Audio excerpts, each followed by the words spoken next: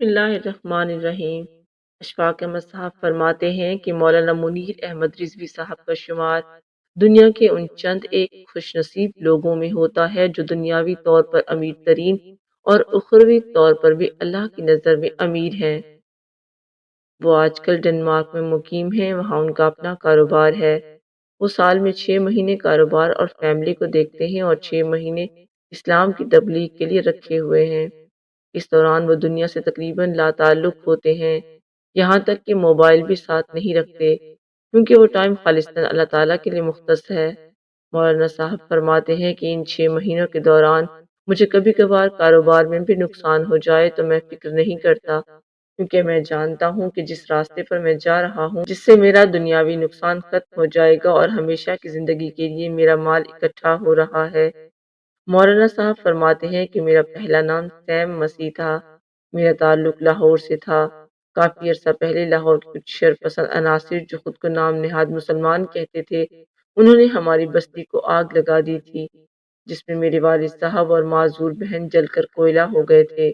چونکہ ہمارے مذہب کے تمام لوگوں کے گھروں کو آگ لگا دی گئی تھی، جس میں کافی لوگ جل کر یا جھلس کر مر گئے تھے اور گھر تقریباً سارے ملیا میٹ ہو گئے تھے۔ سو مجھے یہ بھی اندازہ نہیں تھا کہ مجھے ملنے والی جل کر کوئلہ ہونے والی لاشیں میرے والد صاحب اور بہن کی تھی یا میں کسی اور کو دفنا آیا تھا۔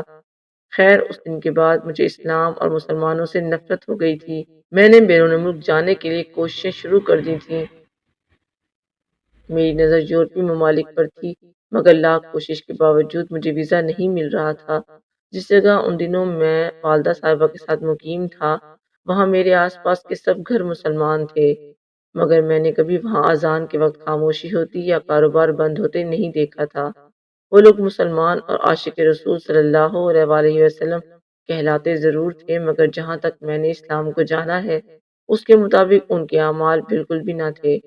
میرے بالکل پڑوس میں آباد فیملی میں ایک چھوٹے سے گھر میں 6 بھائی 2 بہنیں ان کے والد مقیم تھے۔ ایک بھائی شادی شدہ تھا جس کی بیوی کا نام عائزہ تھا۔ وہ سارے گھر کے افراد کی نہ صرف ملازمہ بلکہ ذاتی جاگیر بھی تھی، جس کا دل کرتا اس کو پیٹ دیتے۔ میں نے خود اپنی آنکھوں سے دیکھا کہ اس کے معصوم بچے اپنے ننھے ہاتھوں میں قرآن پاک کے سپارے پکڑے اپنے والد، چچا، دادا اور پھپھو دادی وغیرہ کو ان سپاروں کے واسطے دے رہے ہوتے، مگر ان نام نہاد مسلمانوں کو خوف خدا کہاں تھا؟ انہوں نے صرف قرآن پاک کو پڑھ رکھا تھا، سمجھنے کی زحمت تو کبھی کی ہی نہیں تھی۔ عمل کرنا تو ان کے لیے ناممکن تھا، کیونکہ انہیں قرآن کا علم ہی نہیں تھا۔ میری والدہ صاحبہ کا اور میرا روزگار بھی لوگوں کے گھروں میں کام کرنا ہی تھا۔ یوں میری والدہ صاحبہ نے عائزہ سے بھی تعلقات استوار کر رکھے تھے۔ ہم لوگ کئی بار مہینے بعد بچ جانے والی رقم بھی عائزہ کو دے چکے تھے تاکہ اپنا علاج کروا لیا کرے، کیونکہ اس کے جسم پر ہر وقت سسرال اور شوہر کے تشدد سے زخم بنے رہتے تھے اور اس کے پاس سے خون کی بدبو آتی تھی۔ میری والدہ صاحبہ نے اس سے پوچھا تھا کہ تم ان لوگوں کی جان چھوڑ کیوں نہیں دیتی، واپس چلی جاؤ اپنے میکے میں، جس پر عائزہ نے رو کر بتایا تھا کہ اس کے میکے میں صرف اس کے والدین تھے، بہن بھائی کوئی نہیں ہے۔ ایک چچا ہے جو والد صاحب کی ساری جائیداد پر قابض ہو چکا ہے۔ اگر واپس گئی تو وہ مجھے اور میرے بچوں کو صرف اس چند لاکھ کی جائیداد کے عوض مروا دے گا۔ میرے پاس اللہ تعالیٰ کی ذات کے سوا کوئی ٹھکانہ نہیں ہے، لہٰذا میری کوشش ہے کہ کسی نہ کسی طرح میرا گھر بستا رہے۔ میری والدہ صاحبہ خاموش ہو گئی، مگر عائزہ کا گھر زیادہ عرصہ نہ چل سکا۔ اسے چند سال بعد طلاق دے کر 3 بچوں کے ہمراہ گھر سے نکال دیا گیا، تو عائزہ نے تمام مسلمان گھروں کو چھوڑ کر ہمارے گھر میں پناہ لی اور عدت وہیں گزارنے کا فیصلہ کیا۔ میری والدہ صاحبہ نے نہ صرف حامی بھر لی بلکہ وہاں سے رہائش بھی بدل لی تاکہ عائزہ کے سابقہ سسرال والے ہمیں، بچوں یا عائزہ کو کوئی نقصان نہ پہنچا دیں۔ ہم نے کینٹ کے قریب گھر کرائے پر لے لیا۔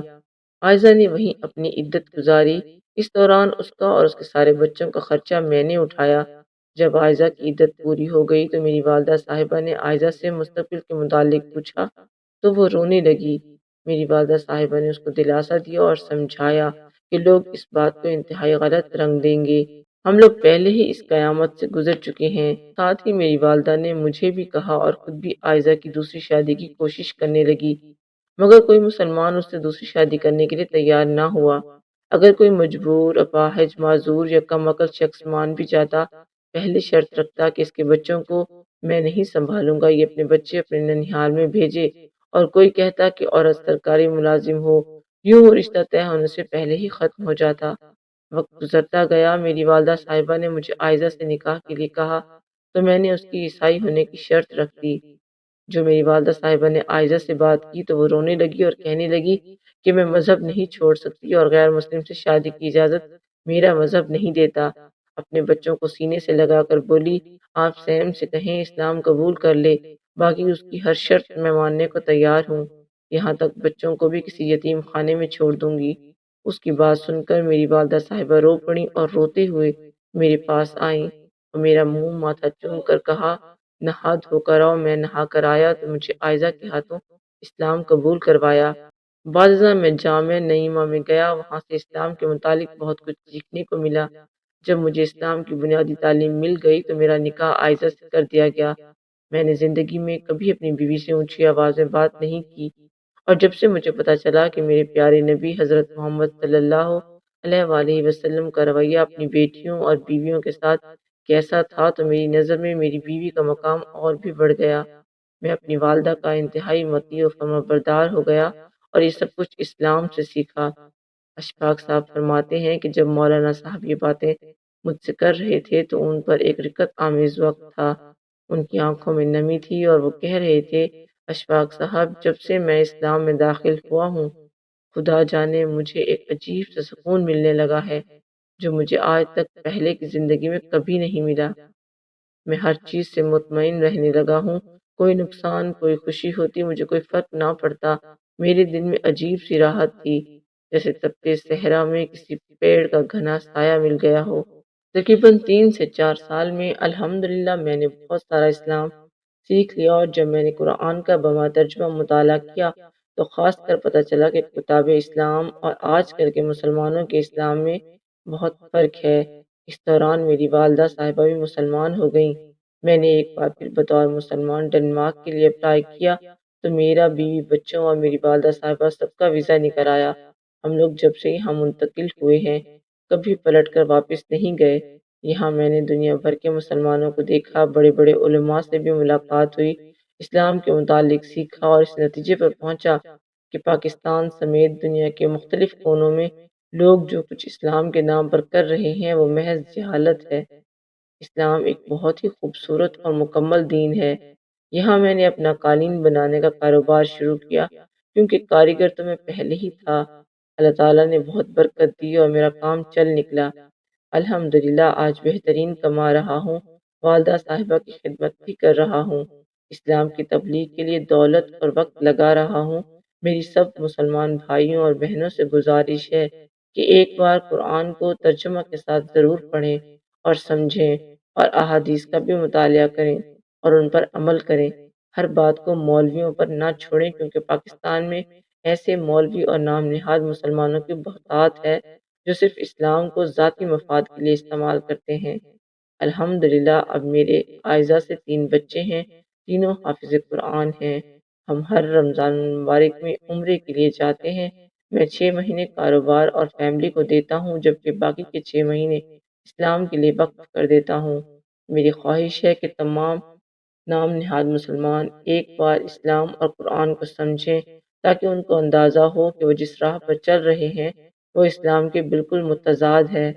مولانا صاحب فرماتے ہیں کہ میرا ڈنمارک میں ایک عاصم نامی شخص دوست بنا جو کہ اسلامی ممالک اور غیر اسلامی ممالک میں مختلف تجربات و مشاہدات کرتا ہے۔ یہ مجھے بتاتا ہے کہ یورپ اور پاکستان میں اس نے ایک سٹنٹ کیا۔ یورپ میں اس نے ایک دکان کے سامنے چھوٹا سا ٹیبل رکھ دیا اور اس پر دودھ کے بند ڈبے رکھ کر دودھ فروخت کرنے لگا۔ دکاندار نے جب یہ دیکھا کہ اس کی دکان کے سامنے کوئی دودھ فروخت کر رہا ہے، وہ باہر آیا، اس سے پوچھا، تم یہ کیوں کر رہے ہو؟ جس کے جواب میں عاصم نے اسے بتایا، 2 دن سے میرے گھر میں کچھ نہیں، یہ ڈبے فروخت کروں گا، بچوں کے لیے کھانے پینے کا انتظام ہو جائے گا، کیونکہ جہاں میں نوکری کرتا تھا مالی مشکلات کی وجہ سے انہوں نے مجھے نکال دیا ہے اور اب میرے پاس اس کے سوا کوئی چارہ نہیں۔ اس دکاندار نے نہ صرف مجھے کھانے کی تمام چیزیں دیں بلکہ عارضی طور پر مجھے اپنے اسٹور پر ملازم بھی رکھ لیا۔ یہ اسٹنٹ کم و بیش میں نے 8 مختلف علاقوں اور اسٹوروں کے سامنے کیا اور ہر جگہ مجھے تقریباً ایسا ہی رسپانس ملا۔ پھر پاکستان آ کر ایک دن گجرانوالہ میں ایک دودھ کی دکان کے سامنے چھوٹا سا ٹیبل اور اس پر بالٹی دودھ کی رکھ کر دودھ فروخت کرنے لگا۔ چند لمحوں بعد دکاندار کھولتا ہوا باہر نکلا۔ میری وضاحت سنے بغیر لات مار کے میز، بالٹی، دودھ کا ڈونگا اور شاپر سب کچھ الٹ پلٹ کر رکھ دیا۔ یہی سٹنٹ لاہور، گجرانوالہ، جھنگ اور چند دوسرے شہروں میں کیا، مگر بڑا تلخ تجربہ ہوا۔ کئی جگہوں پر مار بھی پڑی، اور جب انہیں مجبوراً بتانا پڑا کہ یہ سٹنٹ شوٹ کر رہے ہیں تو کمال ریاکاری کرتے ہوئے دوبارہ سے شفیق ہونے کا ڈرامہ کرنے لگے۔ اس تلخ تجربہ کے بعد میں تو اس نتیجے پر پہنچا ہوں کہ ہم مسلمان اللہ کے ساتھ دھوکہ کرتے ہیں۔ ماتھے پہ محراب، ہاتھ میں تسبیح، مسجد میں اگلی صف، افطاری میں ڈھیروں کھانے کا سامان، سامنے سے بخشش اور خوشحال زندگی کی دعائیں مانگی جا رہی ہے، مگر پڑوس میں کسی کا بچہ دوا اور ڈاکٹر کی فیس نہ ہونے پہ بغیر علاج کے کراہ رہا ہے، کسی کے گھر فاقہ ہے اور کوئی بے روزگار ہے، اس کی ذرا بھی پرواہ نہیں، اور چلے ہیں رب کو راضی کرنے۔ یہ کہتے ہیں عاصم کا چہرہ آنسوؤں سے تھر تھرا رہا تھا۔ آج غیر مسلم اسلام اصولوں پر عمل پیرا ہو کر زندگی کے مختلف شعبوں میں ترقی کر رہے ہیں، جبکہ مسلمان اس لیے زوال کا شکار ہیں کہ وہ اسلام کی سنہری اصولوں پر عمل پیرا نہیں، ماں سوائے چند لوگوں کے۔ اشفاق احمد صاحب فرماتے ہیں کہ سکون، ترقی، خوشحالی اللہ تعالیٰ کے دین میں ہے اور کسی چیز میں نہیں۔ یہ میری ساری زندگی کا نچوڑ ہے۔